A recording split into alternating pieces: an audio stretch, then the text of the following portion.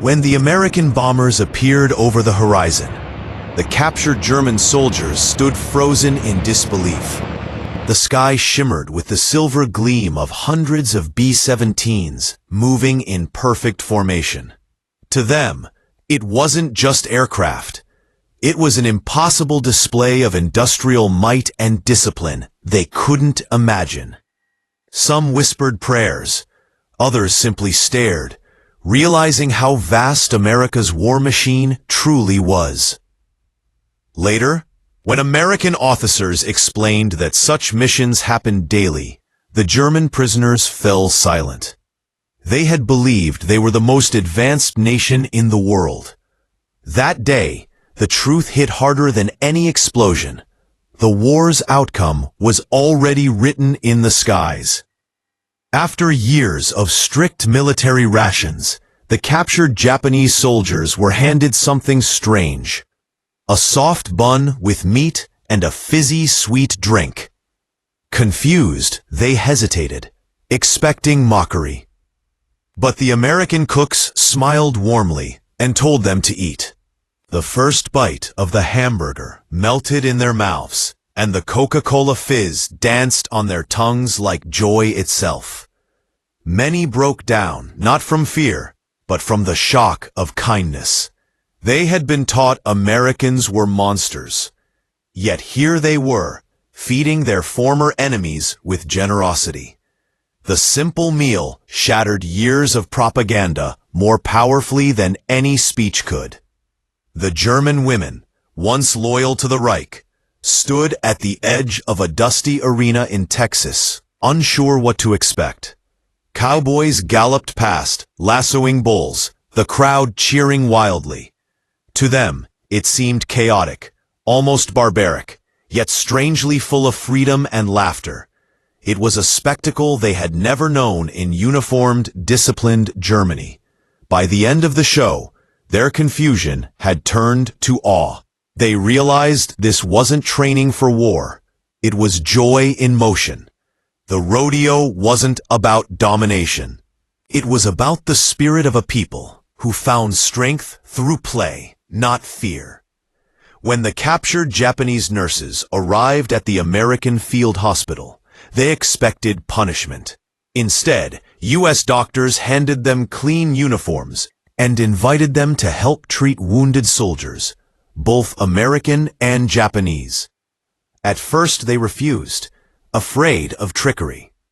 But when they saw how gently the Americans handled even enemy wounded, their hearts began to soften. Days later, one nurse whispered that she had never imagined war could still hold humanity. The Americans had given them back not just food and shelter, but dignity. Their hands that once trembled with fear now healed with gratitude. In a small, dimly lit bunker, an American radio operator stared at lines of encrypted text. His pencil scratched furiously across the paper as he tested patterns no one else believed in. Hours turned into days. Then suddenly, he found it. A code cracked open like a door to Japan's secrets.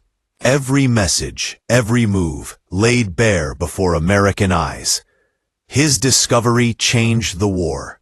While generals earned medals, the quiet man behind the radio simply smiled, knowing he'd turned the tide with nothing but patience and a pencil. His name remained forgotten, but his victory echoed through history. Deep in a makeshift lab, an American surgeon experimented with layers of steel and fabric. He'd seen too many airmen return with fatal chest wounds. When his invention finally held against a bullet test, his hands shook, not from fear, but relief. He knew he'd just given life back to countless pilots. Though the military dismissed his unauthorized vest at first, word spread among air crews. They wore it secretly, trusting one man's defiance over bureaucracy. The surgeon never sought fame. His reward was knowing that somewhere in the sky, men were surviving because he refused to give up. During the Battle of Leyte Gulf, Japanese admirals watched in disbelief as small American destroyers turned toward their massive fleet. It made no sense. Those tiny ships should have fled. Instead, they charged, guns blazing, smoke rising, torpedoes streaking through the sea like silver daggers. It was courage that defied logic. The Japanese officers stood frozen. "This isn't strategy," one whispered. "It's madness." Yet that madness broke their lines. Even after the sea calmed, they couldn't forget the sight. Small ships that refused to die and men whose bravery rewrote the laws of war. He wasn't a general or an engineer, just a shipbuilder with impossible dreams.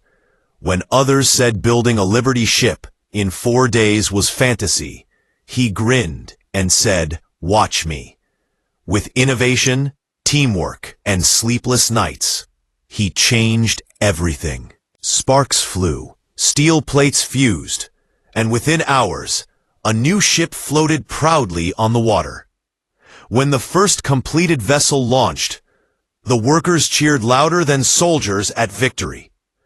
The man didn't just speed up production. He gave hope to a world drowning in war. His idea proved that victory belonged not only to fighters, but to thinkers. Early in the war, Japan mocked America's torpedoes. They often failed to detonate or ran too deep. American toys. The officers sneered. But as U.S. engineers fixed each flaw, the laughter stopped. Soon, entire fleets vanished under waves without warning. The ocean became America's silent ally. When the proud Japanese admirals finally realized their ships were falling to the very weapons they'd mocked, silence replaced arrogance. They learned too late that in war, ridicule is easy, but innovation wins. The same torpedoes they once scorned became the instruments of their own downfall. In a quiet American POW camp, the guards prepared something unexpected: a Thanksgiving dinner for the captured Germans. The tables were covered with turkey, bread, and pies. The prisoners sat confused, their hands trembling as they were told, "You're our guests today." When the meal began, one man wept openly. Another whispered, "In Germany, this could never happen." They came as enemies, but left as men who'd glimpsed something purer than victory: mercy. That day, America didn't win with guns or bombs. It won by showing that even in war, compassion could conquer hatred.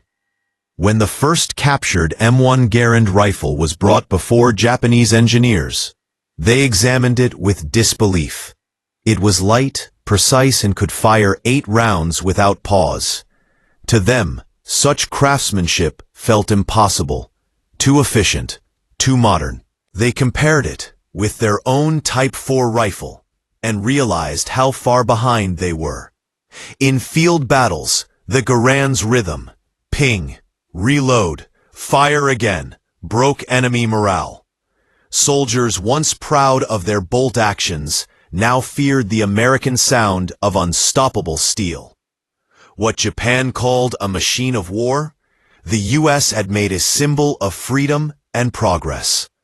When German POWs were transported across the American Midwest, they stared from train windows at endless factories, highways, and cities pulsing with energy. They had imagined America as lazy and chaotic. Yet here were endless lines of smoke, steel, and speed. Every town seemed like a new world. When they reached their camp, one officer muttered, "We never stood a chance." They realized that while Germany built war machines, America built systems, an unstoppable engine of unity and productivity. For the first time, they understood. This was not just a nation. It was an idea made of iron and ambition. The captured Japanese women were ordered to stay back as American engineers began assembling strange, metal shells. Within hours, curved sheets turned into homes, entire Quonset huts rising like magic. No shouting, no chaos, just calm teamwork and precision. The women watched in stunned silence. When they were later invited to sleep inside those huts, warm, dry, and safe, they realized the truth. America fought with machines, but won with minds. What Japan built in weeks, Americans created before sunset. For women raised in a world of strict obedience, that day revealed what true freedom could construct. When the buses stopped on the edge of a Texas ranch, the captured Japanese women braced for humiliation. Instead, they saw cowboys smiling, holding reins, not rifles. "You'll need to learn to ride," one said, handing them horses. The women stood frozen. This wasn't punishment, it was kindness. As the sun set, laughter replaced fear. For the first time since capture, they felt human again. The cowboys didn't see enemies. They saw people. That evening, as one woman gently brushed her horse, she whispered, "In war, they chained our bodies. Here, they freed our spirits." In the Pacific, America's secret fleet moved silently beneath the waves. But these weren't ordinary submarines. They carried aircraft. When their hatches opened and planes emerged from the sea like winged ghosts, even allies doubted their eyes. The ocean itself had become a runway. Each launch sent shockwaves through enemy intelligence. How could a single vessel deliver both torpedoes and bombers? It was proof that America didn't just fight wars, it reinvented them. The submarines became legends, showing the world that imagination, not size, decides who rules the deep. In 1945, American engineers unveiled something beyond belief, a rifle that could see in the dark. The M3 infrared carbine turned night into green light, exposing hidden enemies. Japanese troops, who once relied on shadows, suddenly found nowhere to hide. To those who witnessed it, it felt like witchcraft. But it was science, born not from fear, but from vision. The night, once an ally of stealth and terror, now belonged to the Americans. For the first time in history, soldiers marched forward, not blinded by darkness, but guided by it. Charles Lindbergh, long after his famous Atlantic flight, joined the Pacific Campaign as a civilian advisor. When pilots warned him that pushing their engine settings meant certain death, Lindbergh nodded and did it anyway. Against all logic, his plane flew 400 miles farther than expected. His courage rewrote air combat manuals. Soldiers realized limits existed only in fear, not in machines. As he landed, oil-streaked, but alive, the airmen saluted him silently. One whispered, "He just bent the laws of flight." Lindbergh had once crossed an ocean. Now he'd crossed the boundary of belief. In a remote Belgian village, 18 American soldiers stood against a force of 500 elite German troops. Surrounded, outgunned, and freezing, they refused to surrender. Each explosion drew the lines tighter, but still, they fought. Radio messages spoke of courage beyond reason. When reinforcements finally arrived, they found the Americans bloodied but alive, their flag still standing in the snow. The German commander later confessed, "We fought giants that day." The battle became a whisper across the front, proof that courage can turn a handful of men into a legend. The P-51 Mustang wasn't just a plane, it was a guardian angel. As B-17 bombers flew deep into German skies, Mustangs soared above them, sleek and fearless. The Luftwaffe's finest pilots tried to strike, but the Mustangs danced through the clouds, cutting through their ranks like lightning. When Germany's aces fell, one by one, the sky turned quiet. The P-51 had done the impossible, claimed air control over a continent once dominated by fear. In the silence that followed, bomber crews whispered a single word whenever they saw that silver shape: home. When the buses rolled into Los Angeles, the German women stared in disbelief. No ruins, no rubble, just a city alive with color, laughter, and light. Children ran freely, markets buzzed, and not a single guard barked an order. One woman whispered, "In Germany, we were prisoners long before the war." They had been told America was soulless, decadent, lost. But as they watched strangers smile and wave at them, tears fell.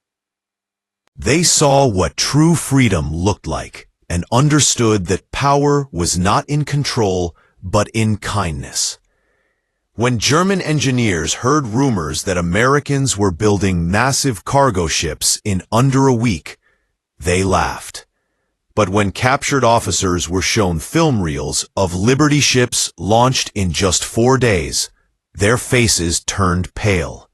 "Impossible," one muttered, shaking his head. The secret wasn't just machines, it was teamwork. Thousands of men and women worked in harmony, their rhythm faster than war itself. As the footage ended, silence filled the room. One prisoner whispered, "We lost, not to weapons, but to unity." In that moment, they understood what industrial democracy truly meant. During the battle off Samar, a Japanese admiral stood on his bridge, stunned.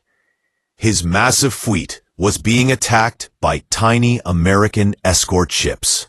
The ocean thundered with explosions as destroyers charged like lions into a herd of elephants.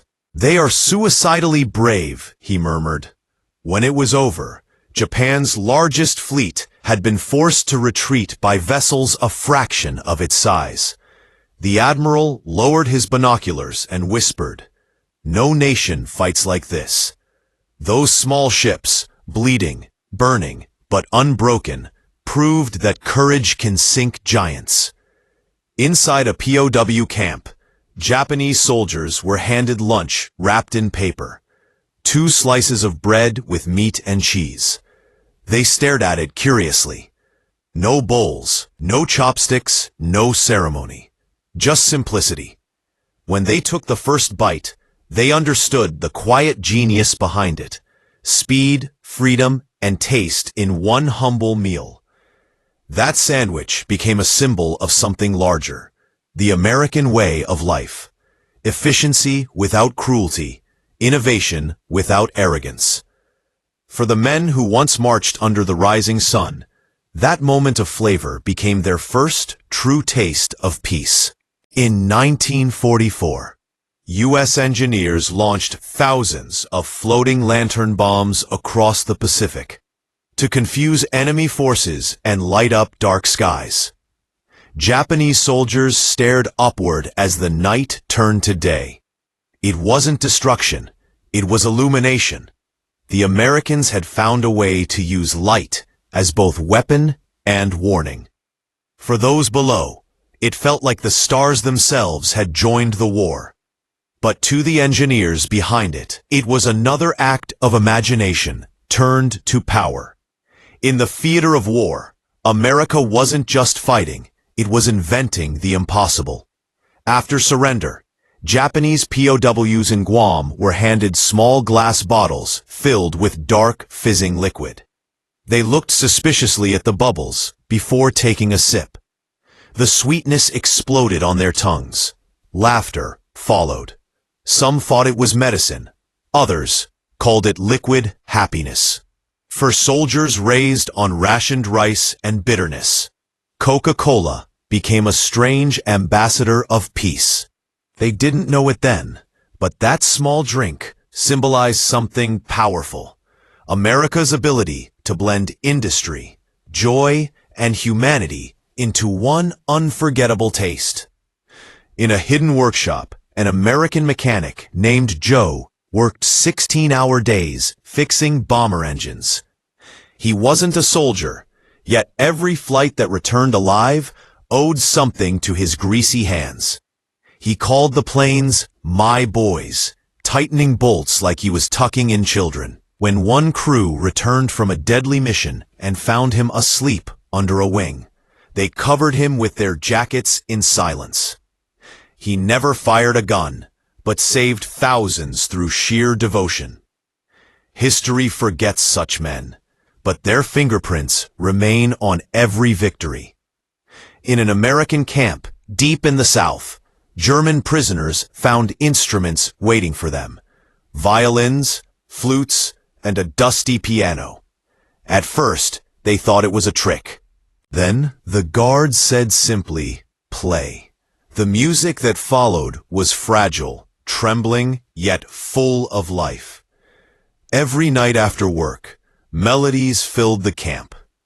The guards listened quietly, some even humming along. For a brief moment, enemies shared beauty instead of bloodshed. When the war ended, the orchestra disbanded, but one violinist whispered, "They gave us our souls back." While men fought overseas, a group of American women, WASPs, took to the skies at home. They flew bombers, fighters, and transports, proving courage wasn't defined by gender. Some mechanics laughed at first, until they saw the women land planes in storms most men refused to face. Their flights freed thousands of male pilots for combat duty. But beyond that, they shattered limits. When one WASP pilot crashed, and her sisters carried her coffin, the base commander saluted. "They've earned their wings," he said softly. And history quietly agreed. Captured Japanese officers were taken through a U.S. munitions factory. They expected soldiers, found women instead. Women with rolled-up sleeves, wielding welding torches and riveting steel. The officers exchanged stunned glances. In Japan, women served tea. In America, they built tanks. As sparks flew, one officer whispered, "This is their secret weapon." He was right. Rosie the Riveter wasn't just a poster, she was a revolution. For those officers, that tour revealed the terrifying truth. America's power wasn't just in machines. It was in the freedom to let everyone build the future. On a quiet winter night, American guards invited a few German POWs to share coffee by a campfire. They hesitated, unsure if it was safe. But as steam rose and laughter echoed, the tension melted. Stories of home replaced talk of war. One guard handed a prisoner his harmonica. Music drifted through the cold air. Notes of sorrow and peace mingled as stars shimmered above. No side had won or lost that night. Humanity had. In that flickering firelight, enemies became men again. Just men, waiting to go home. When the German soldier stepped off the truck into the vast fields of Kansas, he expected barbed wire and barking guards. Instead, he found a plow, open skies, and a farmer who smiled. "You work, you eat," the man said. The POW blinked. Freedom, even in captivity? As weeks passed, he tilled the land like it was his own. The guard's rifle stayed slung and forgotten. The farmer's wife brought lemonade. When war ended, the soldier wept as he left the fields. "You taught me," he said softly, "that freedom is not guarded, it's shared." Hidden behind factory walls, hundreds of wounded American soldiers returned not to the battlefield, but to workbenches. Missing limbs didn't stop them. They built radios, plane parts, and ammunition. Their tools clicked in rhythm like a quiet army of resilience. Each piece they crafted carried pride. "We may not fight," one man said, "but we still serve." When generals toured the facility, they saluted, not as superiors, but as equals. Those men had proven that courage wasn't measured in battles won, but in the will to keep building when life said stop. During captivity, Japanese soldiers were invited to attend Sunday service. They entered nervously, expecting propaganda. Instead, they saw Americans praying freely, some standing, some kneeling, others silently reflecting. No one commanded them. No one forced them. One prisoner whispered, "This is why we lost. They believe without being ordered." For men raised under rigid hierarchy, that moment struck deeper than any sermon. They realized that faith without fear was America's quiet strength, a freedom their empire had never allowed. In the Philippines, amid the chaos of retreat, an American soldier found a wounded Japanese teenager trembling in the mud, his rifle lowered. The boy was too weak to fight.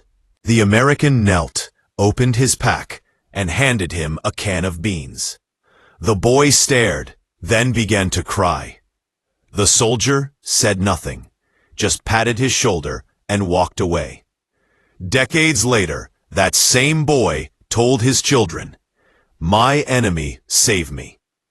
It was one meal, one moment, but it proved humanity could survive even in the ruins of war. In 1945, captured German scientists were brought to see the results of the Manhattan Project. The realization struck like thunder. The weapon they had dreamed of creating had been built by their enemies. "We were racing ghosts," one whispered. As images of Hiroshima appeared, pride turned to silence. They understood then that science without conscience is destruction. America hadn't just ended the war, it had rewritten the meaning of power. The scientists left that day with haunted eyes, realizing the future now belonged to the ones who could bear the weight of what they'd made. On an island field hospital, American nurses worked tirelessly through the night. One stretcher arrived, carrying a wounded Japanese officer.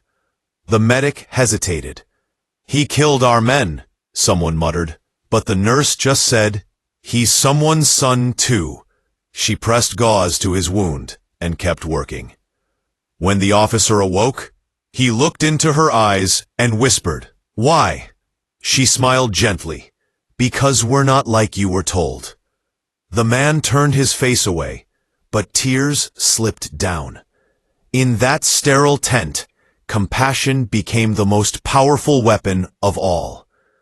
Snow fell softly over the camp as guards hung lights along the barracks. German prisoners watched curiously as music played and children from nearby towns brought gifts. "Even for us?" one asked. The sergeant nodded. "Everyone deserves Christmas." That night, carols filled the air in both languages. Some sang Silent Night in German. Others echoed in English. For the first time since the war began, peace felt real. A prisoner later wrote, "We were enemies by day, but that night, under those lights, we were all human again." As part of his captivity, a Japanese officer was taken to rebuild a school destroyed by war. He expected soldiers. Instead, children waited, waving small flags. They laughed as he worked, offering him cookies and crayons. No hatred, no revenge, just innocence. When the bell rang, he stood back, staring at the rebuilt classrooms. "We burned theirs," he whispered, "yet they build ours." That moment broke him, not with shame, but awakening. He realized that America's greatest weapon wasn't the bomb. It was forgiveness. While soldiers battled abroad, a secret group of American artists worked in silence. They painted bombings, rescues, and quiet heroism, turning horror into remembrance. Their brushes became weapons against forgetfulness. Years later, when museums displayed their work, veterans stood in front of the canvases and wept. "That's how it felt," one said softly. These artists didn't fire bullets. They captured the souls of those who did. And in doing so, they ensured that courage would never fade, even when memory did. When the war ended, a Japanese prisoner stood among thousands during a repatriation ceremony. As the American flag rose, most POWs looked away, but he didn't. Slowly, he raised his hand and saluted. The guards watched, stunned. Later, a reporter asked him why. He replied, "Because they won not by hate, but by honor." That simple gesture became a symbol of respect across both nations. The flag that once terrified him now represented something greater: the courage to rebuild peace with dignity. In an American camp, German POWs gathered near the fence, watching U.S. soldiers swing wooden bats at a small white ball. Confused, they asked what it was. "Baseball," a guard smiled. "Wanna learn?" Within days, laughter echoed as prisoners ran bases, shouting broken English, forgetting for a moment they were captives. One day, a German hit his first home run. The camp erupted in cheers, Americans and Germans alike. Later, he wrote in his diary, "They taught us a game, not as enemies, but as friends." In that dusty field, baseball became diplomacy in motion. The Japanese captain had seen countless American bombs fall from the sky, but he'd never imagined this: a hospital where American nurses sang while tending to wounded Japanese soldiers. Through the window, he watched a nurse hold a dying man's hand, whispering comfort. He turned away and cried quietly. In his empire, mercy was weakness. Here, it was strength. That single image, an enemy saving another's life, haunted him long after the war. When he returned home, he told his students, "The Americans won not just with power, but with compassion." In the heartland, POW camps often relied on local farms for food.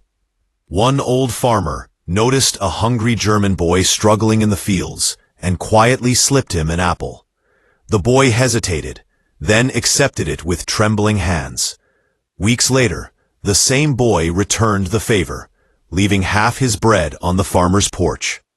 No words were exchanged, just a shared understanding. Years later, the boy, now a grandfather, wrote, "That farmer taught me what peace tastes like. One apple, one act of kindness, had done what politics never could." After surrender, Japanese POWs in Hawaii were assigned to rebuild schools and parks. Expecting ridicule, they worked silently. But when American children brought them lemonade and cookies, the men smiled for the first time in years. They built slides, swings, and laughter from the ruins of war. When the playgrounds opened, kids climbed the swings the prisoners had built. One man whispered, "Maybe this is our apology." That day, hammers became instruments of peace, and for once, the sound of building replaced the sound of bombs. Inside a prisoner barrack, a German POW secretly repaired a broken American radio. When it finally crackled to life, music filled the room. Jazz, soft and soulful. The guards entered, but instead of punishment, they listened. No orders, no threats, just silence and song. For a few minutes, enemies shared a melody that belonged to no side. The radio became a heartbeat of peace. When the war ended, the German asked to keep it. The sergeant nodded. You earned it. Sometimes, the sound of freedom is just a song played between foes. On a dusty road in 1946, an American truck convoy rumbled through a ruined Japanese village. Soldiers stared out at faces filled with fear, until one tiny girl stepped forward and waved. A soldier hesitated, then waved back, tossing her a chocolate bar. The entire crowd followed her lead, smiling through tears. That simple wave from one child changed everything. The soldier later wrote, "In that moment, the war ended for me." It wasn't treaties or speeches that healed the world. It was the courage of a child who believed peace could be waved into being. Flying high over a Japanese city, an American bomber pilot spotted his target, a suspected military site. But as his sights locked, he noticed a red cross on the roof. "Abort," he ordered, against direct command. The bombs never fell. When the war ended, he faced reprimand. But years later, he learned that hundreds of wounded civilians had survived because of his decision. His commander told him, "Sometimes the bravest thing is to disobey." That day, he proved that conscience can fly higher than orders. In the camp recreation hall, German prisoners were led into darkness. Suddenly, light flickered, and the screen came alive with cowboys, laughter, and music. They sat transfixed. "They make war," one whispered, "and still find time to dream." The Americans called it Hollywood. To the prisoners, it was magic.